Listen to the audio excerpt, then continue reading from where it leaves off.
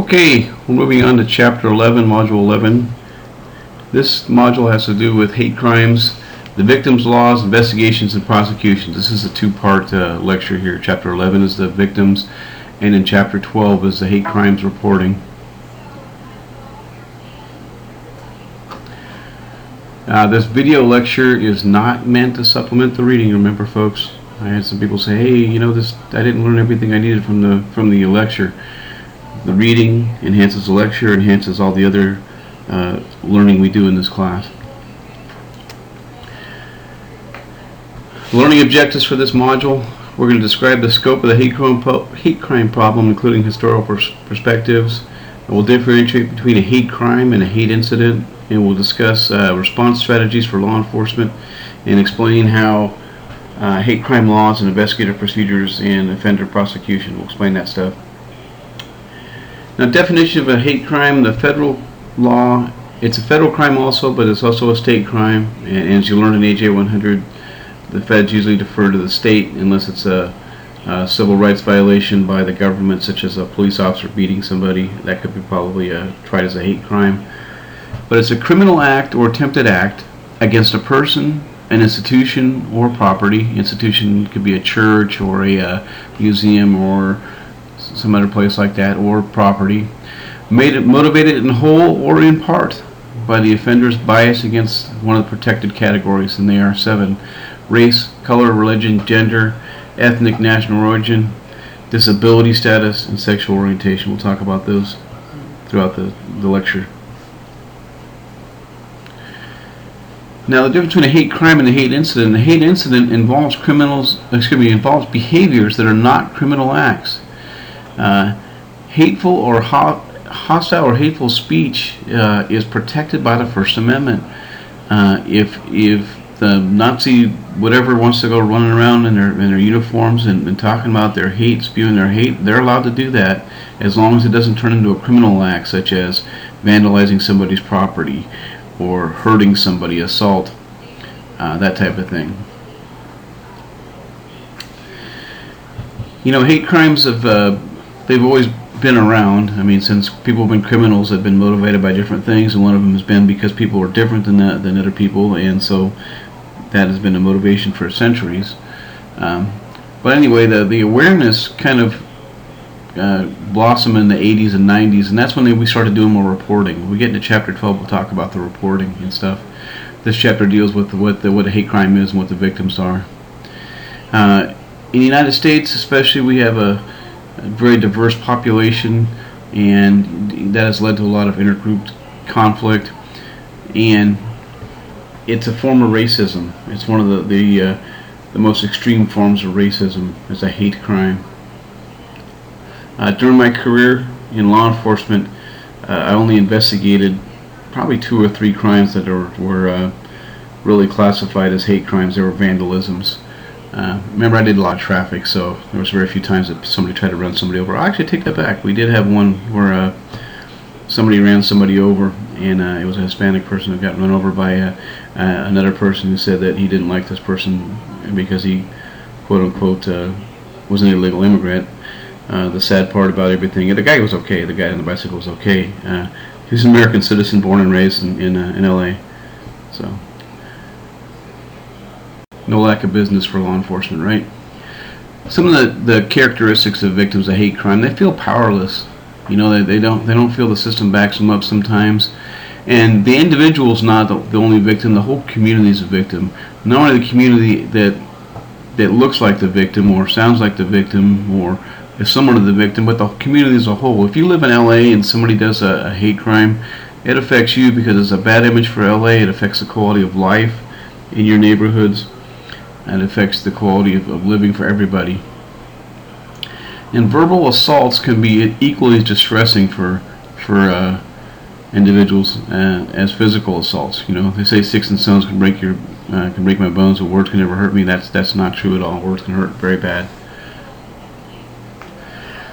In 2006, they did a commission on a human relations study, and they found that a kind of disturbing trend that among blacks and Hispanics were attacking each other. 73% of hate crimes anti-black hate crimes were committed by Latinos, and 80% of anti-black crimes were committed by Latinos. Excuse me, the other way around. On 73% anti-black hate crimes, the suspects were Latinos, and 80% of the suspects in anti-Latino were black. That's not a very settling statistic there. One of the things they talked about was move-in violence. In other words, somebody comes to a neighborhood that doesn't belong to the neighborhood, quote unquote, doesn't belong. That's in the perception of the people that live there, and that is one of the things they look at. There are hate groups. We'll talk about some hate groups later on. You're going to watch a video on racist skinheads, and these are hate groups that hate races, and they are very violent about it. A lot of people believe there's economic competition among the ethnic groups. In other words, this group came in and took away all the jobs. That's it's nothing new, folks. This has been around, like I said, for years and years and years and years. If you look at Shakespeare, he wrote a play about supposedly about the Merchant of Venice. About the banker that was being discriminatory because they owned all the money. The Jews owned all the money. And there's been some poor police responses to hate crimes, and may or may not, and I'll talk about that later on, about why they might be perceived as a poor response. The Jews have been a victim of anti-Semite, which means in the book it talks about anti-Semitism, but it actually includes Arabs too, but for the most part they're only talking about the Jews. They've been victims of hate crimes for centuries. For a very long time, for thousands of years. You look at the Bible; they were victims of hate crimes back in the old days, in Egypt. But more recently, since Jerusalem has become a state, its own country state, there's been a lot of wars in the Middle East, a lot of terrorist attacks. If you've been following the news, this is the summer semester. This lecture is being recorded, summer semester 2014. In the last few weeks in Jerusalem, maybe you've seen the violence. The 3 teenagers that were killed, and then the retaliatory killing, and then a lot of attacks going on in the Middle East, a lot of unrest right now. There's a lot of anti-Semitic groups, not limited to the KKK, Aryan Nation. A lot of that is prison people, white Aryan resistance. The Order, Posse Comitatus, neo-Nazi skinheads. We're going to watch a video on the neo-Nazi skinheads.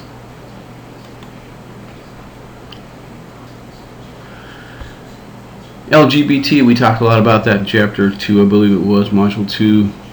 A lot of them don't report being victimized for a number of reasons. One is they are embarrassed by what happened to them. They're afraid of being quote-unquote outed. If they're not already out, they're afraid of being outed. A lot of people within the LGBT network say, hey, don't report the crime, we'll take care of it on ourselves. Sometimes they just want to forget it, just get on with it. Public relations with LGBT communities. A lot of police agencies are forming task forces. We watched earlier the video of Austin Police Department, how they had the LGBT officers that were out, and they were helping to recruit other officers, but they also have task force down there too. A lot of communities like San Francisco, Long Beach have large LGBT populations, and they have a task force designed to investigate hate crimes. And we'll talk about that towards the end of this lecture. Federal laws are civil, both criminal and civil causes of action. Criminal, as you know, you can go to jail for. Civil, as you learned in AJ 100, you can't go to jail for, but you can be sued for. So say somebody does something and you sue them for civil damages, you can get money for they can impose a fine on them to pay back the victims. It's a great tool to get some of these organized groups that have money. If they've got a formal group that has money and you can get a judgment against them, I might be able to take all the assets away from this group. Just a lot of DA's office will have specialized units that deal with hate crime and crime victims rights units, the civil victims rights units. Excuse me, civil rights units victims. In other words, their civil rights have been violated. I know the LA County District Attorney's Office does. If you look on the website, I think they're based out of Pasadena, the hate crimes unit. Special problems. You need to prove the crime was motivated by bias. Just because the victim was different than the suspect doesn't mean it was motivated by that. For example, if it was a Caucasian and they were beating up an American Indian, that doesn't necessarily mean it was motivated by it. So how do you prove, we'll talk about that in a minute, how do you prove that? Sometimes you have uncooperative witnesses. People will get a defense lawyer, and defense will probably be, hey, yeah, I beat this guy up, but it wasn't racially motivated. So how do you prove it? Look for the comments. Did they use racial slurs? Was there a written statement beforehand? Was there a gesture like, the Heil Hitler salute, the one-armed Heil Hitler salute? Was there something like that which indicated bias? Symbols, markings, swastikas. I've seen swastikas painted on houses before. I had a young man thought it was really bright to draw a swastika in my daughter's yearbook at school once. Called him aside and read him the riot act and talked to his parents about how his kid was going to go nowhere. I'm proud of myself for that. But anyway, that's the kind of parent I was. Sometimes the victims don't report because they're fear of being re-victimized or retaliated against. Sometimes they have a fear of their privacy being compromised. Crimes are public, and so their information is going to go out in the public, especially for the LGBT community. They don't want to be outed to their friends. A lot of them just don't like the criminal justice system. I'll talk about another thing in a minute here. People that are in the United States illegally, they fear that, hey, if I go to report a crime, even though it's a hate crime and it's a bad crime, I might get deported as a victim. Humiliation, shame, lack of support within the community, that's huge. Huge. Victims don't get supported at all in crime in our society. And of course, cultural and language barriers. Sometimes people think, hey, this is the way it's supposed to be, when it's not. What you can do as an investigator investigating the hate crimes, approach the victims in an empathetic manner. Empathetic means that you understand where they're coming from. I've seen it way too often among police officers, and it doesn't necessarily have to be long-term veterans. It could be brand new officers where they don't get what it is to be a police officer, what it is to go out and investigate a crime. What could be just a routine crime to you, a routine vandalism where somebody painted a swastika on the side of somebody's house. It's a vandalism, minor crime to you. That could be a major thing, and it is a major thing to the victim. And you need to act like you actually care about what you're doing. Try to reduce the victim's fear. Don't give them any false statements like, we're going to place an officer out in front of your house and watch it 24/7. You can't do that. But let them know, hey, you know what? We're going to put a bolo out to everybody. Maybe we got some surveillance stuff we can look at, and we're going to try to catch this guy. Let them know the resources they have for them. You usually get a pamphlet from whatever city you go work in, the pamphlet about resources of hate crimes, and give them that, and make sure that you follow through with writing a good report, follow through with the detectives to make sure they get everything they need. Again, if the safety is compromised of the victims, consider asking for extra patrol. If you're the patrol watch commander, patrol supervisor, you can make that work. But if you're the patrol officer, you can always ask the people around you, or even just do it yourself. Make a couple extra passes through there. Proactive patrol is one of the best deterrents to crimes. Being out there, I call it boots on the ground, or rubber meets the road. Driving around looking for crime. That's one of the best deterrents. Again, show them the resources: counseling, public support, assistance agencies, and let them know about the civil options too, that they can sue people for civil damages. So that's the end of the lecture here. Let's go back to our learning objectives. We described the scope of hate crime problem, including historical perspectives. I think we covered that, didn't we? We defined hate crime and defined a hate incident. What's the difference? Do you remember? Hate crime, criminal act; hate incident, just hateful speech. Which one's illegal? Hate crime. We discuss response strategies and getting assistance for the victims, and we explain some investigative procedures and some of the ways we can prosecute these crimes. Again, go back, read the chapter, make sure you understand everything in the chapter. The next lecture is on reporting procedures and how these hate crimes get reported and the benefit behind reporting them. So go ahead and go through the module and get your homework done. Take care.